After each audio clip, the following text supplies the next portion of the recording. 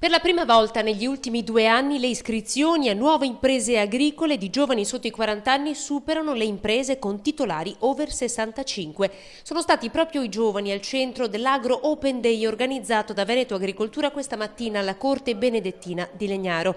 Merito del nuovo piano di sviluppo rurale che ha permesso dal 2009 ad oggi la nascita di 2000 nuove imprese, molte delle quali gestite da giovani. Negli ultimi 5 anni sono entrati 2200 tra passaggio generazionale piuttosto che invece nuovi interventi in questo settore, e penso che sia un elemento positivo perché i giovani portano non solamente la loro freschezza ma anche la capacità di innovazione e la capacità di leggere i mercati internazionali anche con nuovi strumenti tecnologici. Il nuovo piano 2014-2020 prevede agevolazioni e finanziamenti proprio per i giovani imprenditori, braccia nuove che possono dare impulso all'agricoltura, e non si tratta solo di ragazzi che rilevano l'azienda dei papà, ma di tanti giovani che scelgono di lasciare la città per uno stile di vita diverso. Serve apertura mentale, spiega Manzato, non necessariamente esperienza per entrare nel settore. Per i giovani, solo perché possano entrare nel mondo dell'agricoltura, mette a disposizione loro 100 milioni di euro, più 50% di contributo a fondo perduto sugli investimenti che faranno sulle loro aziende, quindi